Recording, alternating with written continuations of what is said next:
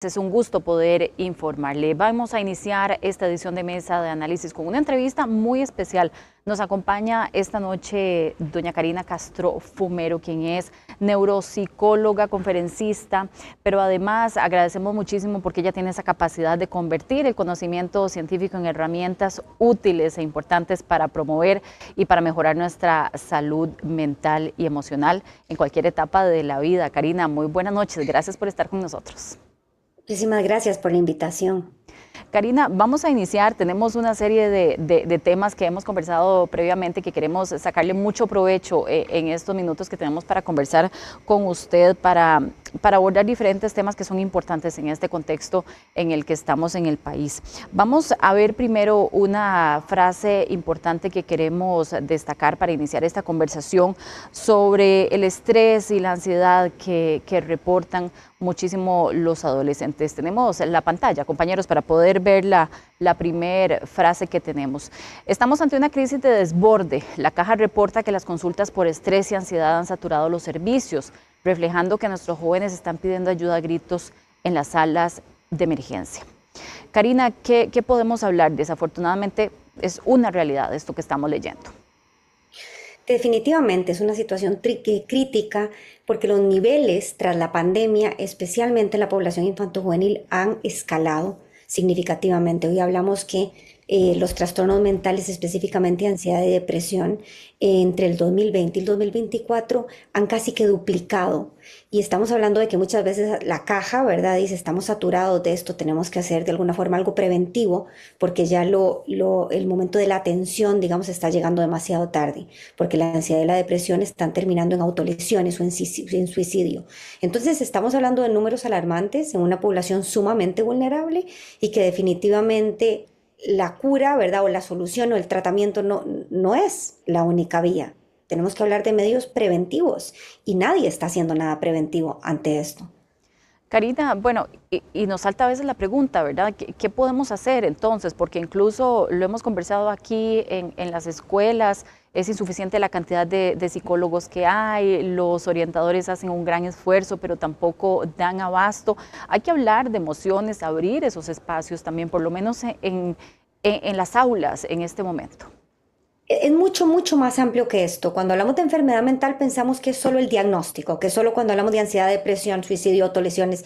Y la enfermedad mental es la conclusión de una mala salud mental.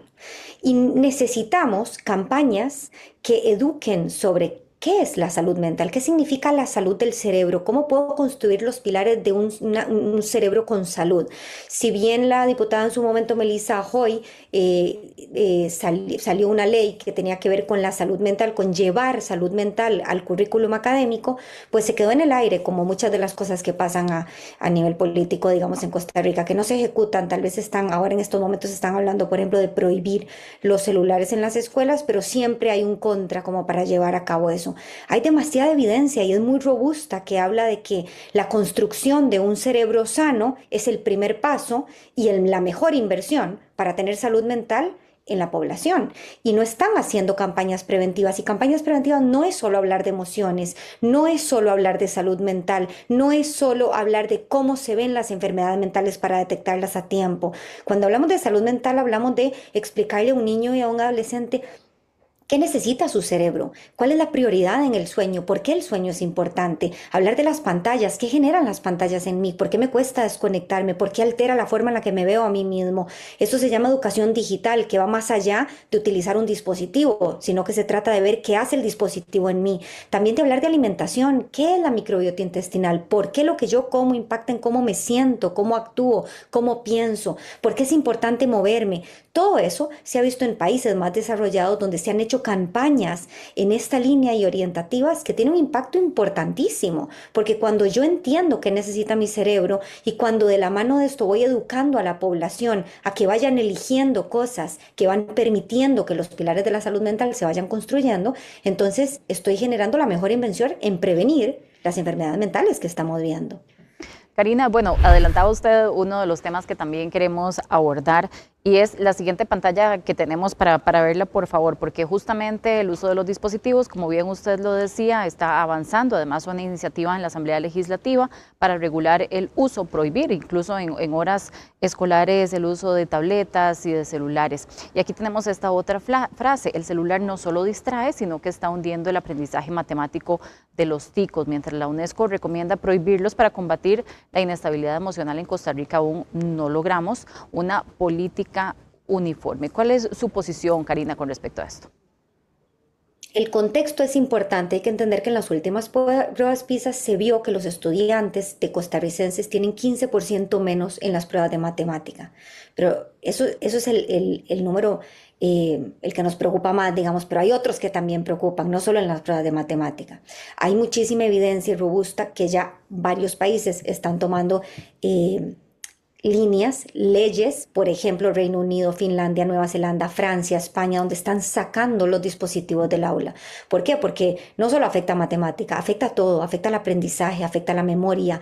Es la primera herramienta que lleva y abre la puerta a lo que es el ciberbullying. Se ha visto y los mismos alumnos han reportado que cuando tienen un dispositivo, aunque lo tengan guardado en el bulto, aunque sea prohibido utilizarlo, aunque tengan consecuencias y lo sacan, sienten una gran necesidad de verlo y sienten una gran distracción. ¿Por qué? Porque los dispositivos están diseñados para generar adicción y porque los cerebros en desarrollo, principalmente los de adolescentes, enganchan muy bien en ese algoritmo, en esa adicción. Entonces, es necesario proteger y preservar la salud física y la salud mental de los adolescentes. Y cuando hablamos de sacar un dispositivo, no es solo para que tengan mejores notas, no es solo para que le vaya mejor en matemáticas, es para que su cerebro se desarrolle como tiene que desarrollarse, para que desarrolle habilidades sociales, para que no tenga distracciones, para que no se exponga al ciberbullying, para que tenga capacidad también de aprender de otra forma, ¿verdad? Entonces es una medida necesaria, fundamental, que si no se toma a tiempo, lo que va a ir generando es un mayor rezago entre los niños y las escuelas privadas que lo están prohibiendo y las públicas que no lo están haciendo. Y hay un dicho que es muy triste y que lo he escuchado y lo he leído muchísimo, lo dicen algunos países, y es: para las poblaciones de bajos recursos, el dispositivo es con lo que aprenden, pero para las de altos recursos vuelven a los libros. ¿Por qué? ¿Por qué estamos generando esta brecha? ¿Por qué no permitimos que todos tengan la posibilidad de aprender, de construir los mejores pilares de salud mental desde la misma base? Y la misma base es sin dispositivos. Karina, usted lo adelantaba ahora también, pero me gustaría que tal vez usted nos explique, porque he visto que usted lo hace, esta relación incluso con el sueño y los dispositivos, incluso en adolescentes, ¿verdad? También, ¿cuáles son ese impacto que tiene y además la importancia del sueño para todos, ¿verdad? Desde pequeños hasta adultos, pero esta relación, y por qué es importante además prestarle atención al sueño. Mira, el sueño es un pilar fundamental de salud mental. Hoy por hoy, en promedio, los adultos están durmiendo 6 horas y deberían de dormir 8. Y los adolescentes, que tendrían que estar durmiendo entre 9 y 11, están durmiendo 7. ¿Por qué es tan importante el sueño? Porque en el cerebro pasan cosas que solo pasan mientras dormimos.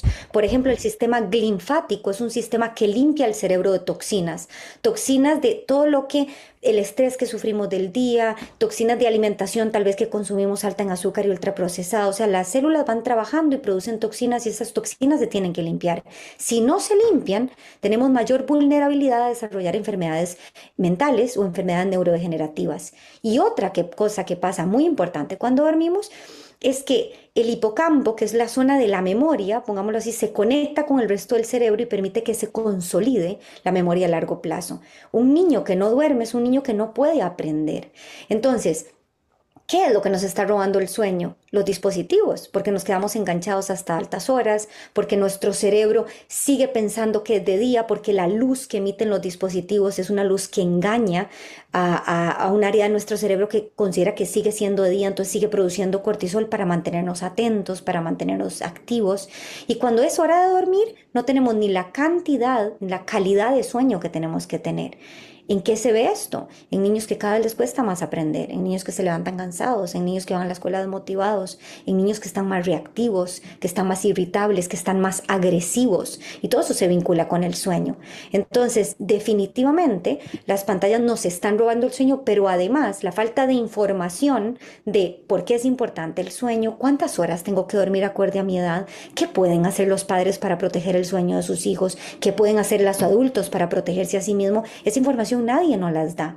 Y si no tenemos una entidad gubernamental, si no tenemos campañas, si no tenemos información que nos hable de salud cerebral, es imposible tener esta información. Y es muy fácil caer en la tentación de un celular, qué sé yo, una serie, de cualquier otra cosa que nos distrae en la noche. Karina, bueno, y es que incluso a veces se habla de clínicas del sueño, ¿verdad? Pero no tendríamos que llegar tal vez a esos extremos si trabajamos en la prevención. Definitivamente, las clínicas del sueño es únicamente cuando necesitamos hacer un análisis de cómo estamos durmiendo, o si sentimos que hay alguna problemática que está vinculada con que me siento muy cansado, que no estoy descansando lo que quiero.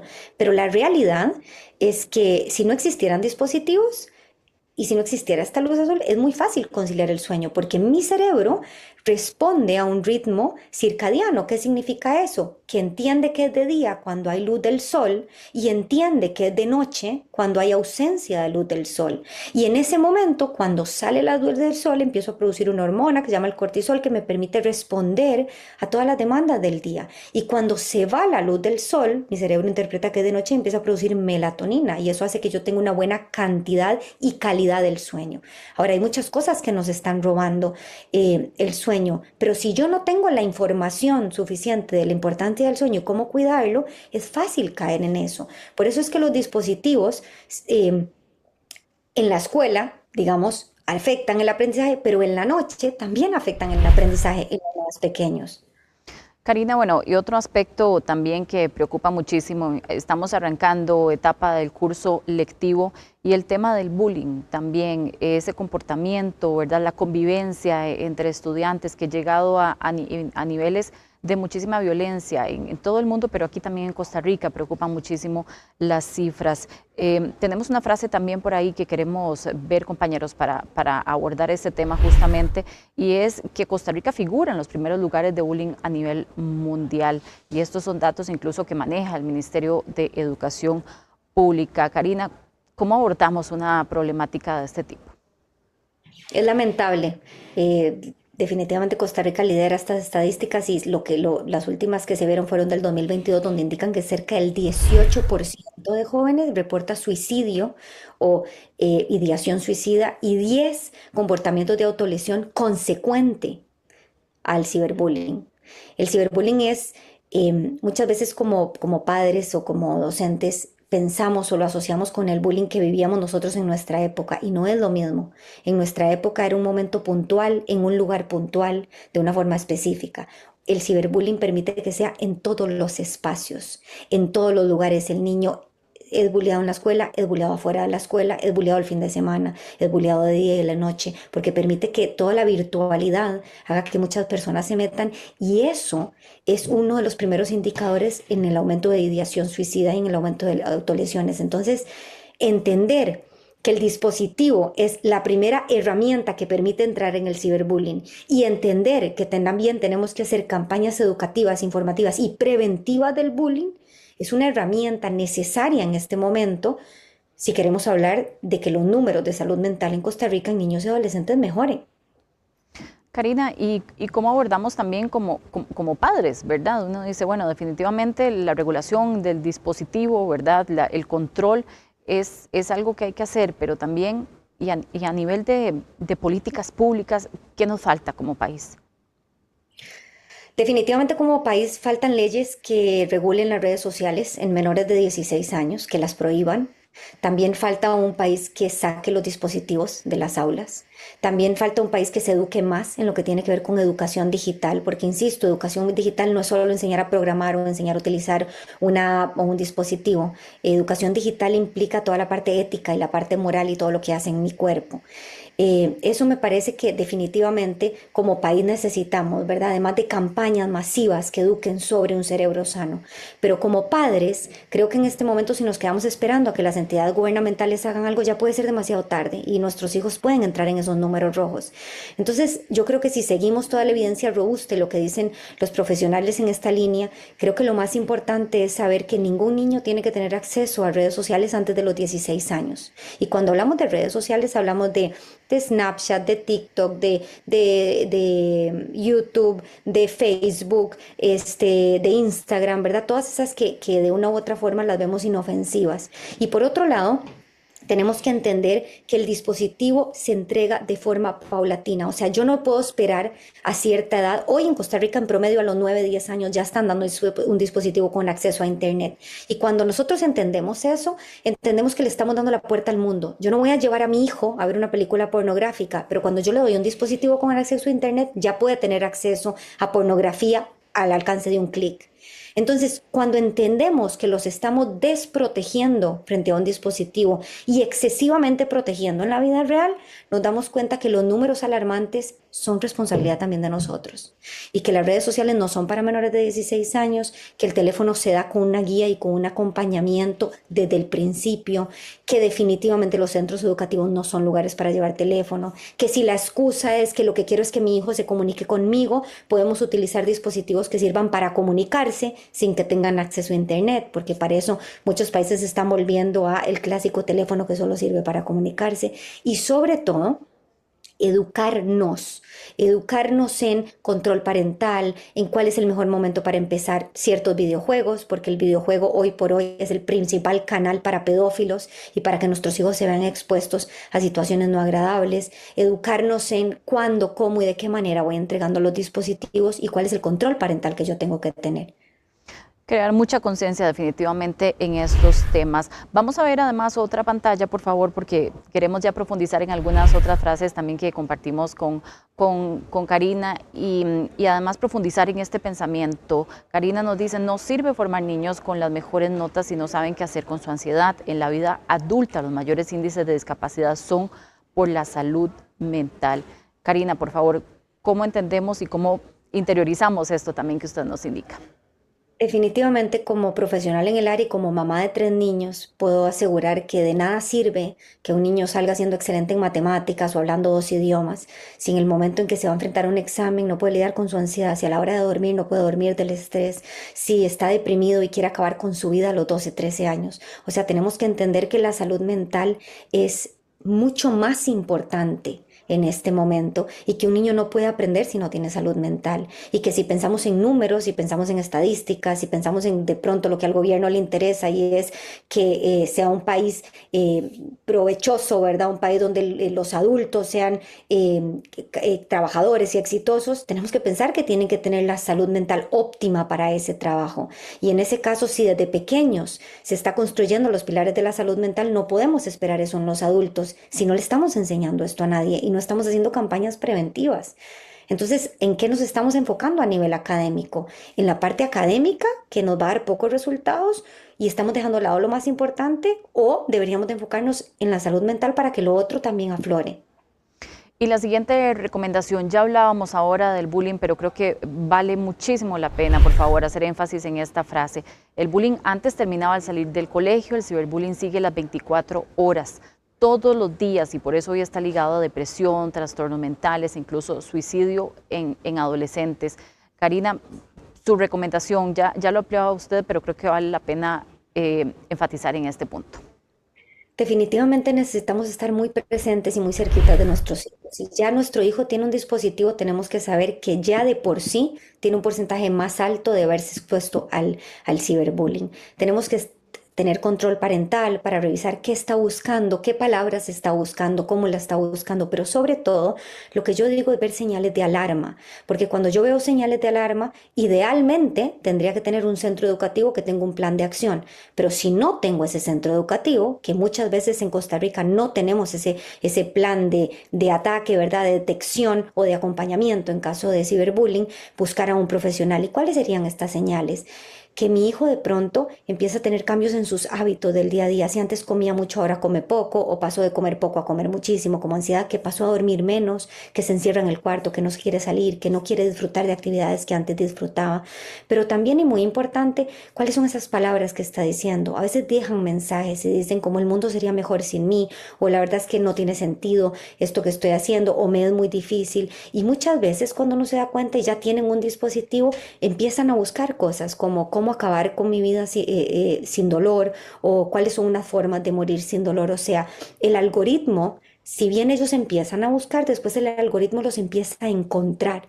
Y cuando los encuentra, les envía imágenes, videos, ideas, palabras para ir afinando con eso que el niño está buscando. Y ahí es donde entramos en un tornado donde el niño no sabe lo que quiere, no sabe cómo pedir ayuda, pero anda buscando soluciones a donde no las tiene que buscar.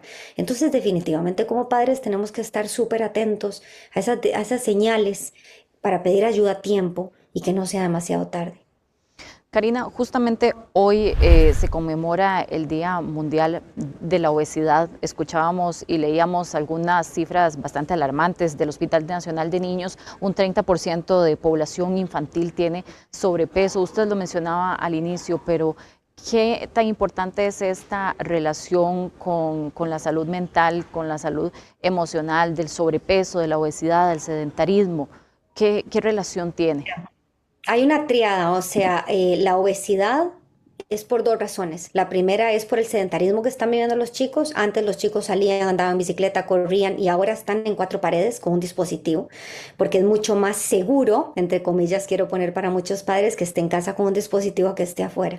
Entonces hay un sedentarismo que está vinculado con la llegada a las pantallas, pero también hay un sedentarismo que está vinculado con la alimentación. Ese es otro pilar de salud mental. Cuando logramos comprender que tenemos millones de microorganismos vivos en nuestro intestino, que por eso se llama el segundo cerebro, que se conecta directamente con mi cerebro y que impacta en cómo me siento, cómo actúo, cómo pienso, cómo aprendo. Entonces empezamos a entender que hay ciertos alimentos que generan inflamación en el intestino y por ende inflamación en el cerebro. Hoy, por ejemplo, se han visto estudios donde se ve que la depresión puede ser inflamación de estructuras cerebrales más allá de alteración en la química cerebral, que era lo que se pensaba antes, y que está directamente vinculado con lo que comemos.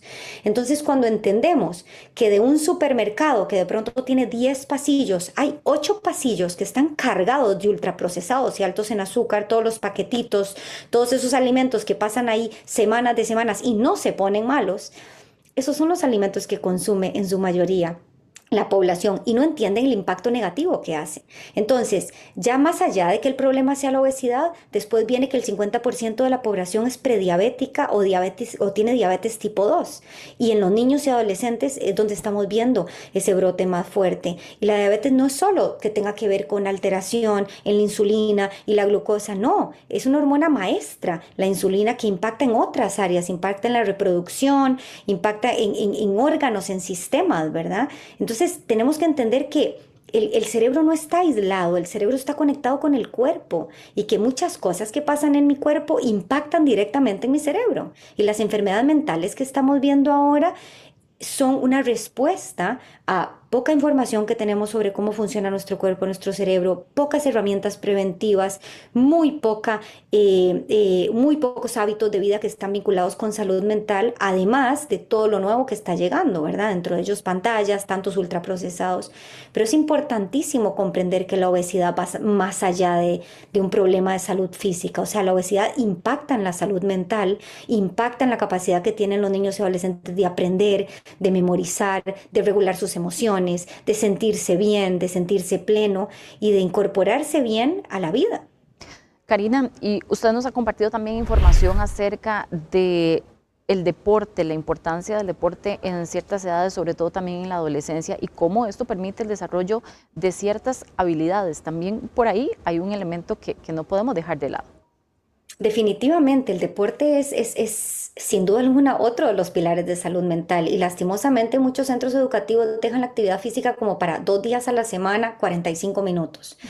Y hoy sabemos que la actividad física no solo produce ciertos neurotransmisores en nuestro cerebro que nos dan bienestar, nos equilibran en el estado de ánimo, sino que al mismo tiempo oxigenan nuestro cerebro. Hay estudios donde se han visto que entre más actividad física hago, tengo mayor oxigenación en todo el cerebro y eso me permite un mejor funcionamiento, mejor aprendizaje, mejor capacidad de regular mis emociones. También entrena todo lo que tiene que ver con las funciones ejecutivas. Esas son funciones que están atrás del prefrontal, es una zona que se termina de desarrollar hasta los 25 o 30 años, que es el que me permite controlar mis impulsos, regular mis emociones, planificar, organizar, anticipar, todas las funciones necesarias para el aprendizaje y para la vida. Entonces, el deporte, sin duda alguna, no solo es un pilar de salud mental, sino que es una herramienta para la vida que no tendría que estar como de última en importancia en el eslabón académico, debería estar como de primera. Karina, se nos acaba el tiempo, pero no quiero dejar de hacerle esta última pregunta. Usted ha mencionado también, entre los 6 y los 16 años es la etapa de mayor plasticidad que tenemos los seres humanos. ¿Qué significa esto y cómo podemos potenciarla todavía más? Mira, en realidad la etapa de mayor plasticidad es entre los 0 y los 6 años. Ahí tenemos la mayor cantidad de nacimiento de neuronas y conexión de estas. Pero entre los 6 y los 16 pasa algo más importante, y es que todas esas neuronas que se conectaron se van muriendo las que no se usan. Y esto es crítico entender, porque un niño los primeros años puede tener mucha exposición, mucho estímulo, mucha capacidad, ¿verdad? O sea, un entorno muy rico y puede tener muchísimo, un cerebro muy amplio, muy conectado con muchas herramientas, pero los siguientes años lo que dejo de utilizar son neuronas que se van perdiendo, son conexiones que se van perdiendo y ese cerebro es el que se está puliendo para la vida.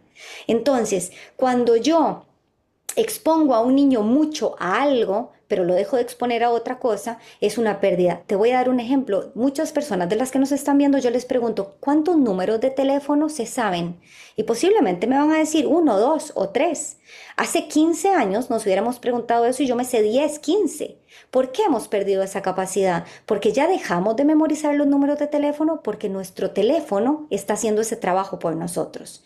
Entonces el cerebro entiende que ya yo no tengo que hacer ese trabajo, esas conexiones neuronales se mueren y delegué ese trabajo al teléfono. Hay muchas de estas habilidades que los adolescentes ni siquiera están entrenando. Por ejemplo, las habilidades sociales. Ver a los ojos a la otra persona cuando la hablo, entender sobre las emociones del otro, ver las expresiones del otro. ¿Por qué? Porque creemos que socializan a través de las redes sociales. Entonces, cuando empezamos a perder estos periodos críticos, estamos empezando a ver adolescentes más agresivos, con menos capacidad de empatía, menor capacidad de regular sus emociones, que les cuesta más el aprendizaje y empezamos a ver un montón de fallos que decimos, ¿y esto de dónde viene? Bueno, porque nunca hemos consolidado las bases para que eso pase en su cerebro. Karina, muchísimas gracias por este espacio, por este tiempo para poder conocer y profundizar acerca de esta información que definitivamente tenemos que dar a conocer más en diferentes espacios. Muchísimas gracias por acompañarnos. Muchísimas gracias, Gabriela.